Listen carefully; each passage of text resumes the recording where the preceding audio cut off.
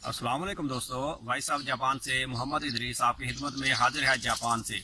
तो दोस्तों आज की वीडियो है जी, एक चीज़ ये भी देखी है कि जापान में जो लोग रेफ्यूजी वीज़े वाले हैं, चाहे वो किसी भी कंट्री के हों, चाहे वो पाकिस्तान के हैं, इंडिया के हैं या बांग्लादेश के हैं या किसी भी कंट्री के हैं, तो एक सीन यहाँ पर अब ये भी काफ़ी सुनने में आ रहा है कि लोग, क्योंकि इस वक्त टूरिस्ट वीज़े जो बंद हैं, तो जो लोग यहाँ पर रह रहे हैं ऑलरेडी रेफ्यूजी वीज़े वाले खास करके, तो उन लोगों के इंटरव्यू जो हैं वो बहुत ज़्यादा आ रहे हैं इंटरव्यू। और इंटरव्यू के साथ ही कुछ लोगों को तो उसी वक्त ही उनका वीज़ा वगैरह कैंसिल कर दिया जाता है और वर्क परमिट वगैरह सब कैंसिल कर दिया जाता है और वापस जाने के लिए कहा जाता है। यानी कि 4-5 साल जिनके हो चुके हैं या 3 साल भी, ये एरिया इसके साथ टाइम का कोई फ़र्क नहीं है, किसी का 2 साल के बाद भी बोल दें या किसी का 5 साल या किसी के 7 साल के बाद भी उसको रिपोर्ट के लिए ऑर्डर मिल सकते हैं, कभी भी मिल सकते हैं ये।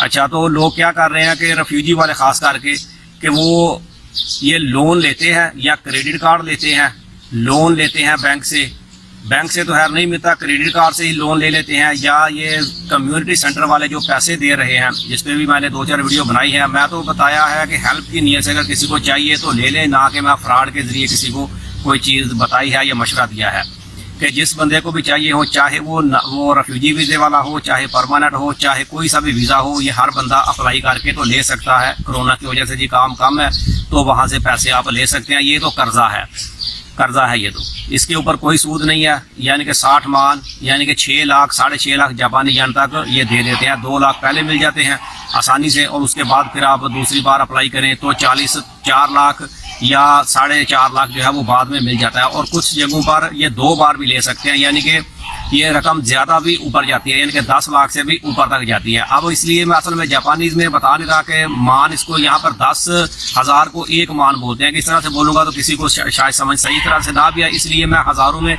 और लाखों में ही बता रहा हूँ। तो ये 10 लाख तक भी कर्जा मिल सकता है या 1.5 लाख तक भी, यानी कि 10 लाख या 15 लाख तक भी ये कर्जा मिल जाता है।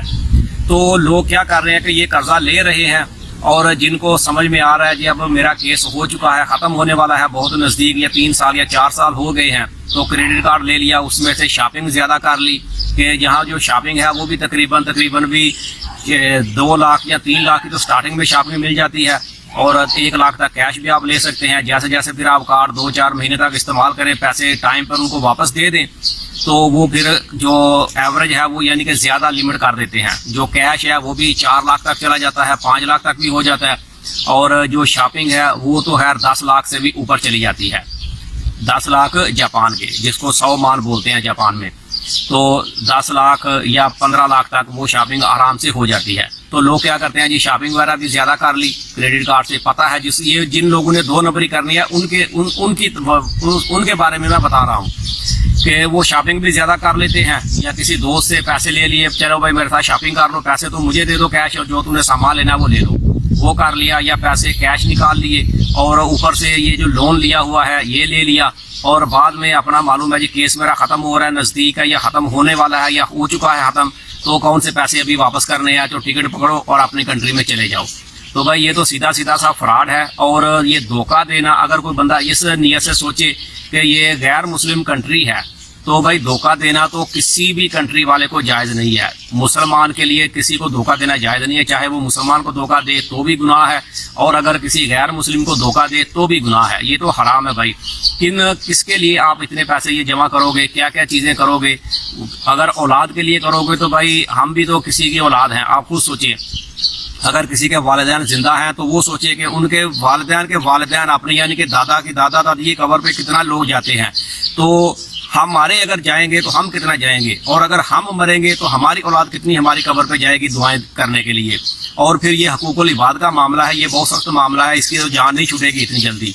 तो भाई इस पे लिए थोड़ा सा ख्याल करें। जो लोग भी अभी यहाँ पर हैं जापान में, तो इस किस्म का अगर किसी का जहन हो तो खुदा के लिए ये काम बिल्कुल भी ना करें। ये कर्जा है आपके ऊपर और ये माफ़ नहीं होगा।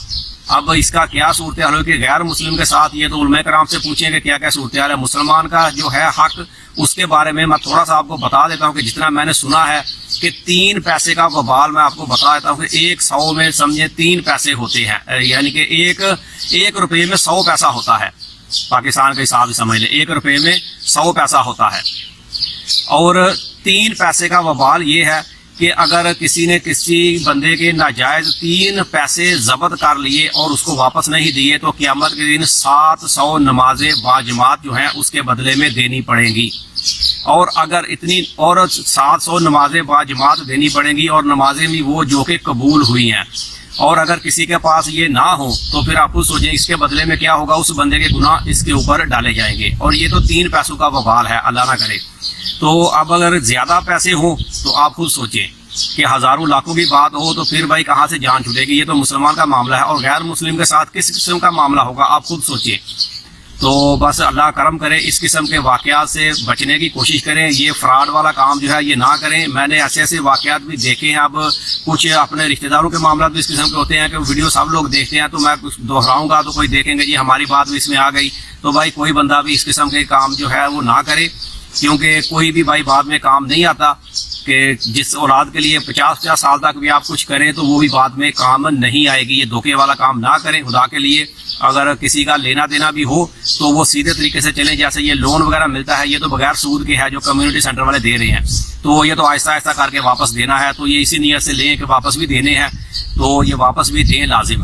یہ نہیں ہے کہ یہ پیسے لے کے اپنے ملک چلے جائیں گے تو کسی کو تو نقصان ہوا, چاہے وہ غیر مسلم ہے یا کوئی بھی ہے. تو اس لیے اس چیز سے بچنے کی پوری کوشش کریں کہ یہ یہاں پر اب عام کام ہو چکا ہے کہ یہ بھی زیادہ لوگ کام کر رہے ہیں. میں نے خود بھی دیکھا ہے, 1-2 بندے ایسے گئے ہیں پاکستان میں, خاص کر کے پاکستان میں 2 بندے ایسے گئے ہیں جنہوں نے اس طرح سے یہ کام کیا ہے. تو میرے دیکھنے سننے میں تو یہ 1-2 بندہ آیا, تو شاید آپ لوگ جو ویڈیو جاپان میں دیکھ رہے ہوں گے ان نے بھی کوئی نہ کوئی بندہ دیکھا ہوگا. تو بھائی اس قسم کے کام سے بچنے کی پوری کوشش کریں. تو یہ ویڈیو کا یہی تھی. ویڈیو اچھی لگے تو اسے لائک کر دیں. ملتے ہیں کسی اگلی ویڈیو میں, تب تک اپنا بہت خیال رکھیں. پاکستان زندہ باد.